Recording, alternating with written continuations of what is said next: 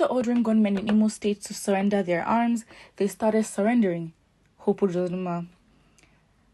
Governor Hope Uzodinma told Channel Television during an interview that he ordered the unknown gunmen disturbing Imo State to surrender their arms and get forgiveness. He said that some days after making the statement, he got reports that the unknown gunmen have started surrendering their arms. These gunmen had come out to change their ways after the governor of Imo State promised to forgive them if they surrendered their weapons. The governor also told the media that his insecurity problems in Imo State have started to reduce through what he's doing to tackle it. He said he's been working to make the state a very peaceful place for everyone to live in. He also assured the people of Imo State that the state is in absolute peace and no one should bother carrying arms to defend himself in the state. He promised to make sure everywhere in the state is peaceful and calm. According to Uzodinma, he said that for the past weeks in Imo State, the state has been very peaceful and people are going on their daily businesses without being molested or assaulted. That is simply not the point.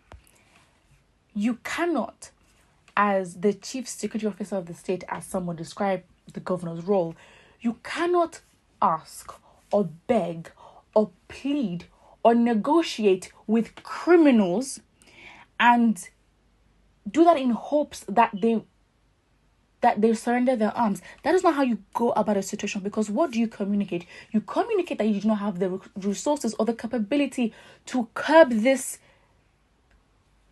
insolence, basically, because I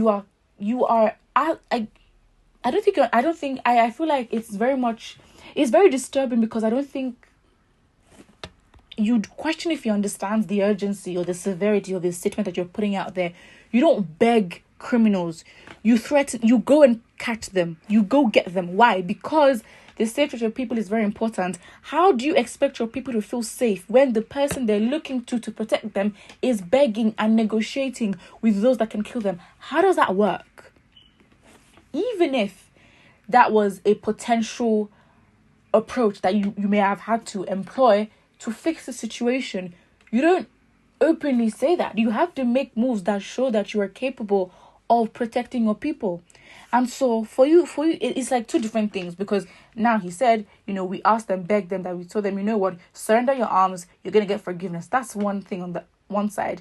So I think in light of that, the governor has thought, I've really done something here by then telling us that, after begging these people to surrender their arms, guess what? They actually did.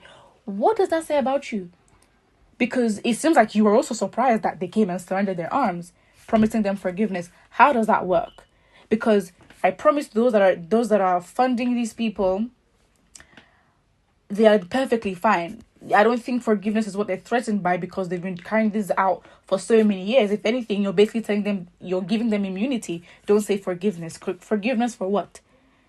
It is highly embarrassing. And then when, groups like IPOB would bring out the ESN, the Eastern Security Network, there's problems. You're complaining. Why are you complaining? Because the people have then taken the initiative to protect themselves. Why? Because you lack the capacity. You are incompetent as a governor to do so. So then when you have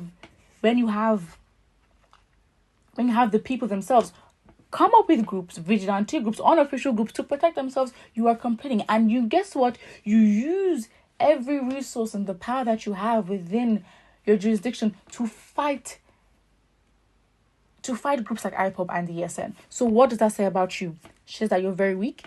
It says that your leadership is lacking strength, is lacking force, is lacking confidence, because security is a very big issue.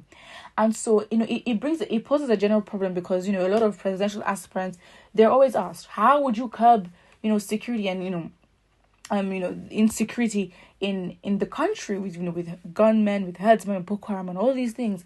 And it's like, how as a president would you have a plan, and then you have governors that have this mindset, and this is the approach that they take? Because at the end of the day, yes, you're a president, but then for each state, the governor pretty much has a lot of autonomy when it comes to deciding issues like this. Yes, they do report to the president. Yes, everything is taken back there, but each governor for each state has that autonomy to make decisions. So it's like, if this is the mindset of the people that you're going to work with as a president, then how do you work through these issues? And I think that's a question that, should be posed to Peter Obi, because everything may seem rosy, and of course, you campaigning and you giving a manifesto, it all sounds nice. You're saying things that are typically said by presidential aspirants, but I think real questions, this poses real questions, because we want to curb insecurity, and then you have governors like this.